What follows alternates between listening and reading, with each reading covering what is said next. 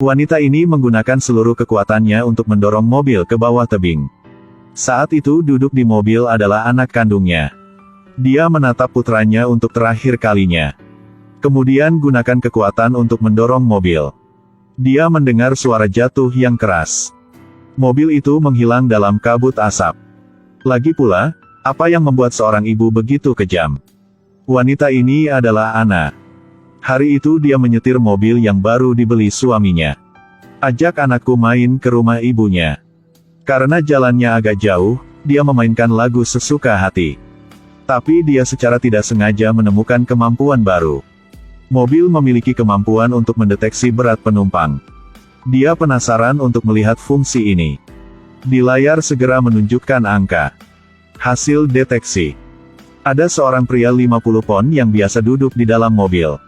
Intuisi Anna memberitahunya. Berat ini pasti seorang wanita. Tapi dia tidak peduli. Dia hanya mengira itu karena mobilnya tidak mengukur dengan benar. Lalu suaminya menelpon. Suami tidak melakukan perjalanan bisnis ke luar negeri. Dan di hotel dekat bandara.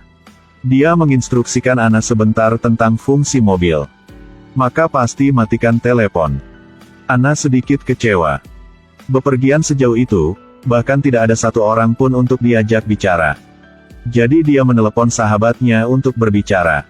Berkat layar di ponsel itu ditemukan. Tempat tinggal sahabatmu sangat mirip dengan tempat suamimu. Anna menanyakan berat badan sahabatnya. Dia tidak menjawab. Saat itu di video terdengar suara pesawat. Anna tiba-tiba teringat. Suaminya juga menginap di hotel dekat bandara. Sebuah firasat buruk datang. Dia langsung bertanya kepada sahabatnya. Apakah pria di sebelahnya adalah suaminya? Teman mematikan telepon dengan panik. Kemudian Anna dengan marah memanggil suaminya. Tapi tidak ada yang mengangkat telepon. Anna mengerti segalanya. Dia segera memutar mobilnya. Bersiaplah untuk mencari suami untuk mengklarifikasi semuanya. Tapi baru saja berangkat belum lama ini. Lalu ada masalah dengan peta mobil. Ada kemacetan lalu lintas yang serius sekarang.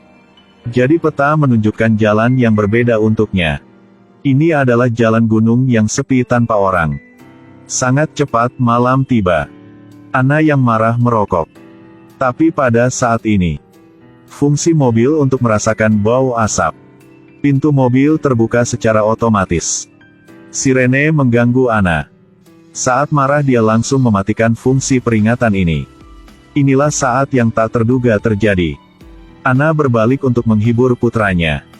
Mobil itu tiba-tiba menabrak sesuatu. Bocah itu diancam akan menangis keras. Anna harus memberi putranya telepon untuk bermain. Dia turun dari mobil untuk melihat situasi. Ternyata dia baru saja menabrak rusa. Anna takut mendorong tubuhnya keluar. Tapi diancam untuk tidak mengambil tindakan. Dan itu pada saat ini. Anak laki-laki di dalam mobil memutar teleponnya. Fungsi cerdas kendaraan telah diaktifkan. Mobil merasakan masalahnya. Mengunci semua pintu mobil. Anak laki-laki terkunci di dalam mobil. Anna tidak bisa membuka pintu mobilnya. Dia menyuruh putranya untuk mematikan fungsi pintar mobil melalui jendela mobil. Tapi dia terlalu muda untuk mengerti apa yang dia katakan. Anna marah dan tidak sabar. Dia dengan panik menggedor jendela mobil. Anak takut dengan tindakan Anna. Ponsel secara tidak sengaja jatuh di bawah mobil. Karena anak laki-laki terpaku pada sabuk pengaman. Jadi putranya tidak bisa membungkuk untuk mengangkat telepon. Anna sedikit putus asa. Tapi melihat penampilan menyedihkan putranya. Dia dengan panik menabrak jendela mobil dengan batu. Tapi mobil ini telah ditingkatkan dan ditingkatkan. Cangkang mobil terbuat dari bahan berlian. Bahkan kacanya adalah tipe anti peluru khusus. Anna memukulinya selama setengah hari tanpa dia. Dia tidak berdaya. Hanya harus pergi untuk menyelamatkan. Dia pergi ke pembangkit listrik. Tapi tidak ada seorang pun di sini. Di kamarnya dia menemukan telepon. Tapi sinyal telepon di sini telah terputus. Dia akhirnya menemukan senter dan kunci pas. Baru saja keluar dari pembangkit listrik. Lalu tiba-tiba terdengar suara binatang. Ana panik dan berlari ke samping mobil. Di malam yang gelap, tiba-tiba seekor anjing datang bergegas masuk. Ana mengambil kunci pas dan menghancurkannya. Tanpa diduga menyebabkan mobil mengeluarkan sirene peringatan. Pada saat ini, menakut-nakuti anjing itu pergi. Dia akhirnya menabrak mobil dengan kunci pas. Tapi itu pada dasarnya tidak bisa dipecahkan. Ana menghibur bayinya di dalam mobil. Beritahu anak laki-laki itu untuk tidur. Tidak tahu sudah berapa lama. Ana dibangunkan oleh matahari. Anak laki-laki masih terkunci di dalam mobil. Suhu di dalam mobil tinggi. Bocah itu sangat panas sehingga wajahnya memerah. Seperti itu. Putranya segera mati lemas di dalam mobil juga. Ana dengan tidak sabar melepas pakaian luarnya. Taruh di atap mobil. Dia harap dapat memblokir sinar matahari untuk anaknya. Dia sendirian. Mulai melangkah lebih jauh untuk mencari bantuan lagi.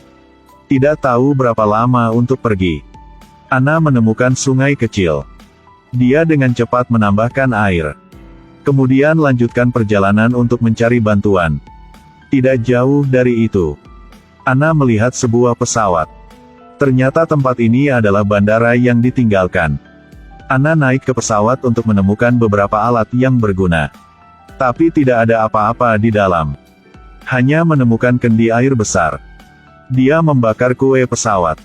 Untuk mengirimkan sinyal mara bahaya. Kemudian ambil botol air untuk mengambil air dari sungai. Cepat berlari kembali ke sisi anakku. Pada saat itu, suhu terus meningkat. Bocah itu sangat panas sehingga dia pingsan.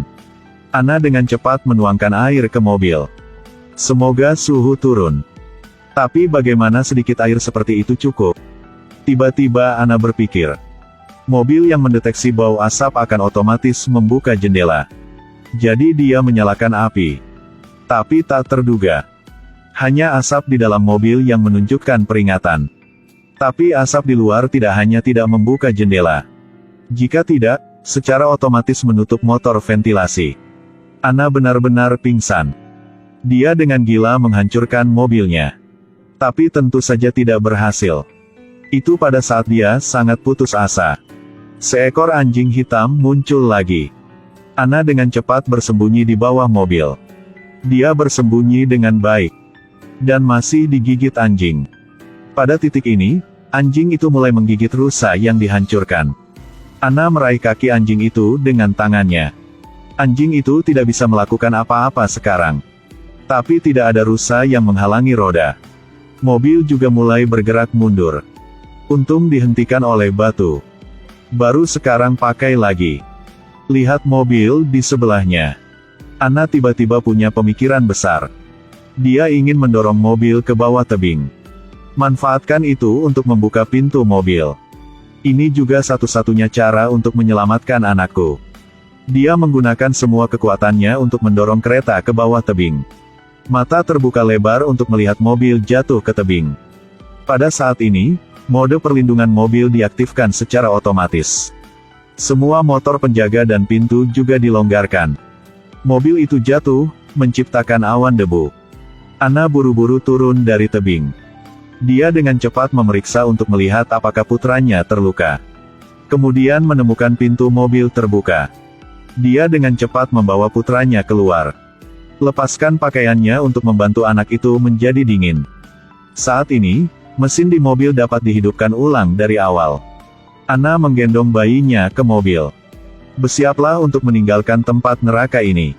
Dia dengan cepat menyalakan mobil untuk bergegas menanjak. Tapi dia tidak mengemudi lama ketika dia harus berhenti. Karena yang pertama tidak punya cara. Hanya ada tebing curam. Tapi Ana tidak punya pilihan.